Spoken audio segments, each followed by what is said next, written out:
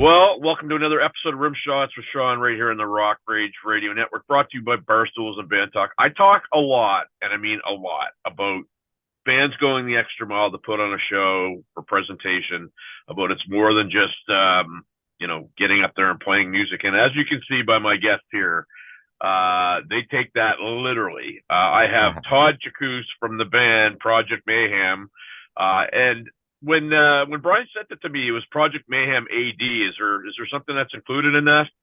Yeah, we just did AD for, like, if you ever seen Fight Club. So these guys, before I joined the band, they had a band called, his name is Robert Paulson. And then they also, because it's kind of based off of Fight Club, so it's, when Fight Club, when Robert Paulson died, that's when Project Mayhem went into full effect. So it's after the death of Robert Paulson from the movie and the band. You know what I mean? The old band. And, Love it. and then because there was I think there was like a dance crew or something that called himself Project Mayhem. So we used the AD just, because we had already started the name and built a following with the name before we found that out. So we put AD on there just so copyright reasons and all that.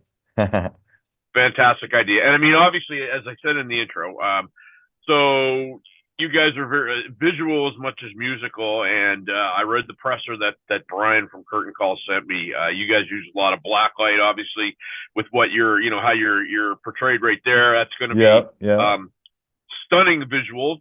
Tell us a little bit about the presentation before we get into the music side of things. And part of the presentation is, so like when I do this, you see how a lot of it is, it's invisible.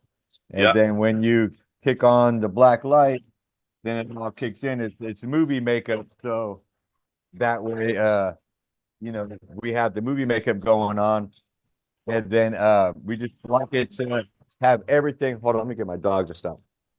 And we like to have everything. We like to have everything, black when we first start. I have samples that start, and then explosion happens, and then I turn all the lights on, and then we start to perform. I'm a big new metal guy from back in the day, and that's when they put all their makeup on. They had, they put on a show, man. It you know, wasn't just a regular. I gotta grab my water gun. That stops the dogs from barking. So then that way it wasn't a regular, you know what I mean? It's like when I go see Rob Zombie, man, I feel like I feel like very fulfilled when I'm done watching them. Or like Mudvayne, System of a Down back in the day when they put makeup on and all that stuff, man. It was pretty cool when seeing bands go to extra mile to put on a really killer show. Because, for performing and trying to get people to come out, it should be a show. It should be about the music. And I mean, could you imagine a glowing wall of death?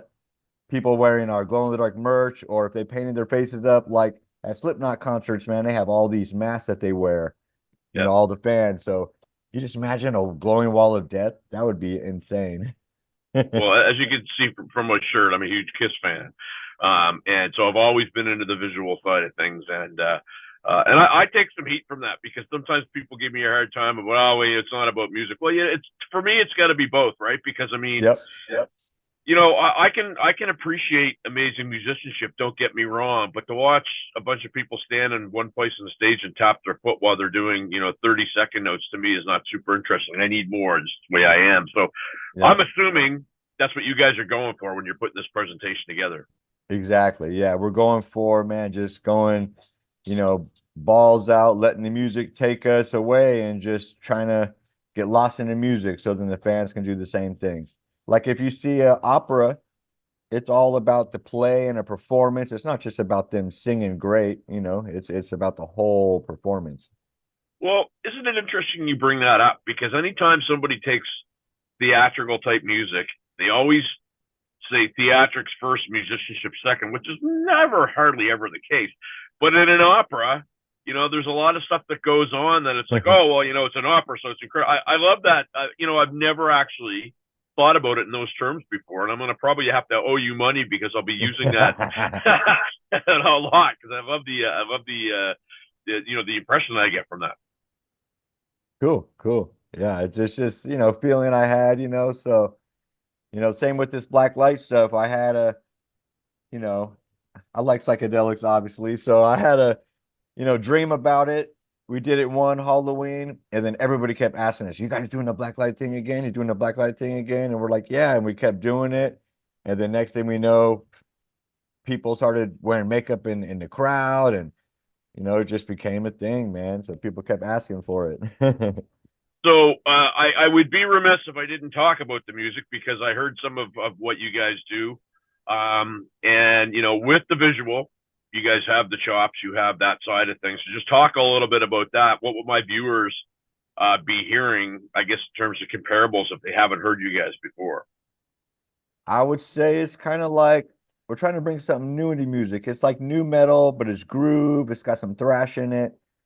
So I'd say if you like, new metal or like bands like Lamb of God, Metallica, that kind of stuff, they should probably like us. So we're not all about, like you said, about the crazy ripping solos and all that, because, that's been done so much. We're trying to bring, like System of a Down, there's hardly any solos in there, but it's great performances. Deftones, same thing.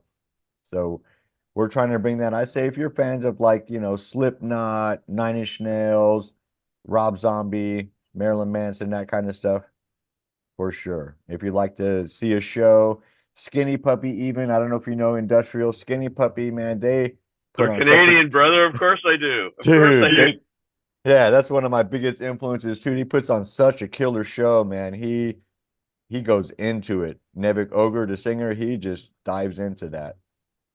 Um, so oftentimes the danger can be, and I mean, Kiss for years took this, and I think it's total BS. But Motley would have done it, Twisted Sister would have done it. Any theatrical bands, Man of War is another band that I can think of that kind of put on a presentation where they would go, okay, well, you're drawing them in with the visual, but what are the songs going to be like? And I always thought that was crap, because a lot of the times the songs were iconic, just as iconic as the look. Have you guys run into that with your music? Has anybody kind of prejudged you before they heard you based upon the look? Yeah, we did a like a whacking festival, right? To get to the whacking festival. And I heard one of the judges, which was kind of funny, that he said, "Oh, we don't want a band that's all about a gimmick." But then the band that they ended up picking was a band, that they dressed like goblins on stage, wearing masks and everything. So it was kind of like weird, you know what I mean? But then once they heard us, they were like, "Oh." Yeah, so we pick movies, obviously. So we write songs about movies, but I take those movies and I watch them. I pull samples from them of the iconic lines or lines that stand out to me. And then I write that, like Mad Max, for instance, is on our album.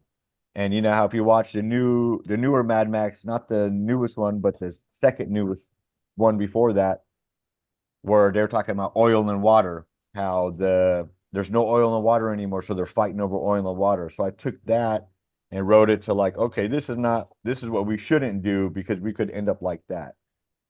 So this kind of look too is like from like almost like we came from the future after the explosions happened, and we're all toxic radiated, and we're trying to tell people, hey, this is what not to do, because you could end up like this, or we could end up with AI running everything like Matrix. You know what I mean? And we don't want that. We don't want that. Um, one of the things that that I like about what you're doing, and I talk about this a lot in my podcast. I'm a musician myself, but when we do podcasts, people's attention spans are very short. Yeah. So it's really hard to catch somebody's imagination, but it's harder to keep somebody's imagination. So I have to believe you guys are doing that with your look. I have to believe that you're probably getting people showing up, starting to paint their faces and stuff like that. Is that a fair Yeah. statement? Yep. So now we have our merch person is actually going to school for movie makeup, so she's been painting people's faces too. So yeah, people have been getting into it, and all of our merch glows. So it's pretty cool. So now I have to turn a black light towards the crowd so that the crowd can light up too. Ingenious, man. Okay, so last question, and I mentioned, and for anybody that hasn't, I guess, seen you guys yet, and they're trying to find you, trying to find out who you are, what you're about, where are they going to find what you're doing? We're on all the platforms. So Facebook, Project Mayhem AD, Instagram, Project Mayhem AD, Apple Music, YouTube Music, Amazon Music, Pandora, Spotify, Rage, Rock Rage Radio, Curtain Call Records, all I was that gonna stuff. say Curtain Call Records. That's why we're doing this, man. We set up this little partnership with them. You know what, Todd? I loved what I heard so far. I'm gonna go back and deep dive a little bit more because, like I say, I've always been in the theatrical, visual stuff. And anybody that's got the stones to do it, because you know how it works, right? Is you're often made fun of and then you're imitated. That's the circle of life in music, right? So Yeah, keep up the great work, man, and let's stay in touch. for sure, man. I appreciate it. All right, we're back on the Rock Rage Radio Network after this.